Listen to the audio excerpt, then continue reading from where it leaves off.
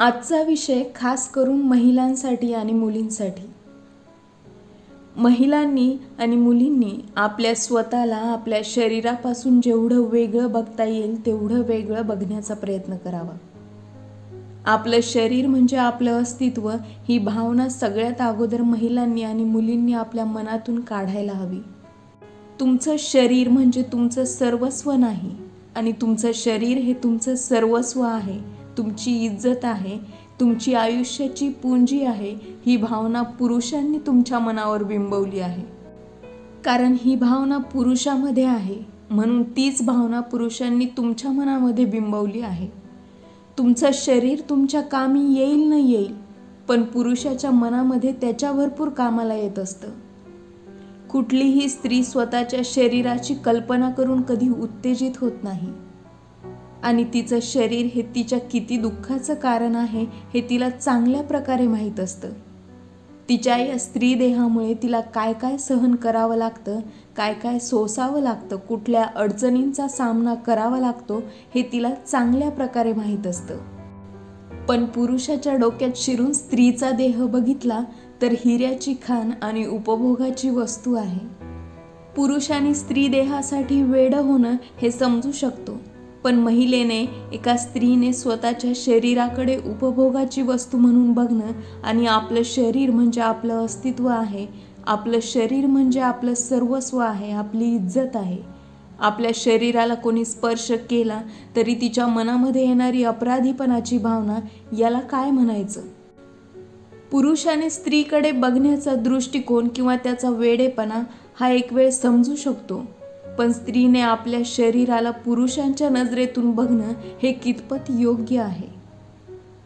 स्त्री देह म्हणजे यातना आहे हे तिला माहीत असून देखील आपलं सर्वस्व मानायचं असेल तर आपलं ज्ञान, आपली चेतना, आपली बुद्धी, आपला साहस, आपला विश्वास, आपलं धैर्य, आपला पैसा, आपलं कौशल्य या सगळ्या गोष्टींना आपलं सर्वस्व बनवा. आपलं जगणं, आपलं मान सन्मान हा केवळ आपल्या देहापुरता मर्यादित ठेवू नका. तुमच्या शरीरामध्ये, तुमच्या देहामध्ये काय आहे? आणि पुरुष देखील आपल्या देहाला तोपर्यंतच महत्त्व देतात जोपर्यंत तुम्ही तरुण आहात. आणि तरुणपणाचे 10-20 वर्ष झाल्यानंतर पुरुषही तुमच्या देहाकडे न पाहता दुसरे मार्ग शोधायला लागतो. मग तुम्ही का तुमच्या देहाला सजवण्यात सवरण्यात वेळ घालवत आहात? तुम्ही का तुमच्या शरीराला इतकं महत्त्व देतात? तुमच्या शरीरावर तुमचा इतका वेळ का खर्च करता आणि तुमच्या शरीरालाच तुमची ओळख का बनवता? तुम्हाला वेळ घालवायचा असेल तर तुमच्या चेतनेमध्ये, तुमच्या बुद्धीमध्ये, तुमच्या चांगल्या गुणांमध्ये वेळ घालवा. तुमचं शरीर म्हणजे धोका देणारी गोष्ट आहे. जन्मापासूनच स्त्री देहाला वेगळं ठेवण्यात आलं आहे. स्त्री म्हणून जन्माला आलं म्हणजे तुझं शरीर काहीतरी वेगळं आहे आणि त्याला कसं सगळ्यांपासून वाचवायचं, त्यासाठी काय काय करायचं हे शिकवलं जातं. पण या सगळ्यामध्ये एक गोष्ट तुमच्या लक्षात येत नाही की तुम्ही तुमच्या देहाला, तुमच्या शरीराला जेवढं महत्त्व देणार किंवा शरीर म्हणून त्याकडे बघणार आणि तुमचा मान सन्मान फक्त तुमच्या शरीराशी संबंधित आहे हे विचार जोपर्यंत तुमच्या मनातून जात नाही तोपर्यंत पुरुषांचा तुमच्याकडे बघण्याचा दृष्टिकोनही बदलणार नाही. काय आहे तुमचं शरीर? मांस आणि त्वचा, दुसरं काय आहे? मग तुमच्या शरीराला घेऊन कोणी किती दिवस आणि किती काळ उत्तेजित होऊ शकतं? तुमचं शरीर पूर्ण कपड्यांनी झाकलेलं असलं तरीही एखादा पुरुष उत्तेजित व्हायचा असेल तर तो होणारच आहे. तुमच्या कपड्यांवर किंवा तुमच्या राहणीमानावर पुरुषाच्या वासनेचा काहीही संबंध नाही. मुळात पुरुषांना अगोदर तुम्ही तुमच्या शरीराबद्दल असलेले गैरसमज मनातून काढून टाका. पुरुषासारखा स्त्रीचा देह हा मांस आणि त्वचाने बनलेला आहे. त्यात वेगळं काय आहे? मग तुम्ही स्वतःला तुमच्या शरीराभोवती गुरफटून घेतात. तुमचं अस्तित्व, तुमचा मान सन्मान, तुमची इज्जत या सगळ्या गोष्टी तुमच्या शरीरावर अवलंबून का राहतात? तुमचं शरीर सजवण्यात आणि ते आकर्षित करण्यामध्ये वेळ घालवण्यापेक्षा तुमच्या ज्ञानाचा, तुमच्या विचारांचा तुमच्या कलागुणांना वाढवण्यासाठी वाव द्या. तुमच्याकडे कोणी आकर्षित व्हायचं असेल तर तुमच्या गुणांना बघून आकर्षित व्हायला हवं, तुमच्या शरीराकडे नाही. स्त्रीच्या आणि पुरुषाच्या देहाकडे बघण्याचा आपला दृष्टिकोन, या दृष्टिकोनाने पुरुष आणि स्त्रियांमधली मैत्री यामधला सहजपणा संपवला आहे. एखाद्या स्त्रीमध्ये आणि पुरुषामध्ये निखळ मैत्री असेल तरीही आपण त्याला वासनेचं लेबल लावून मोकळे होतो. केवळ शरीर संबंधासाठी ते दोघं एकत्र असतील हा विचार आपल्या डोक्यामध्ये अगोदर येतो.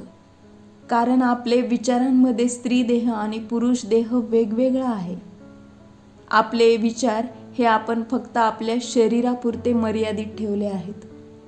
म्हणून एखादी स्त्री आणि पुरुष समोरासमोर बसून सहज चर्चा जरी करत असतील तरी आपल्या नजरा बदलतात.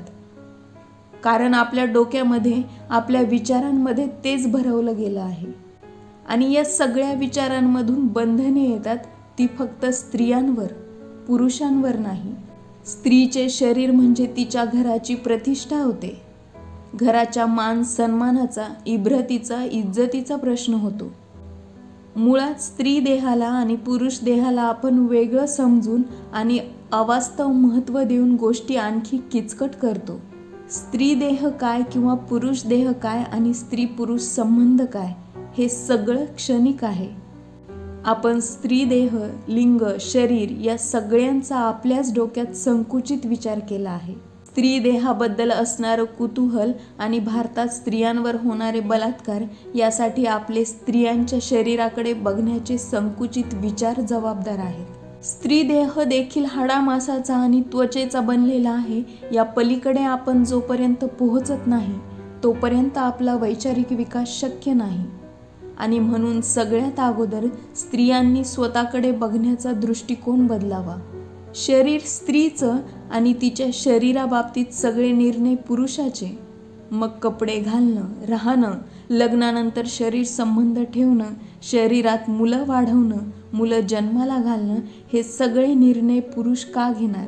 तुझं शरीर आहे, मग त्या बाबतीत सगळे निर्णय स्त्री म्हणून तुझे असू नयेत का?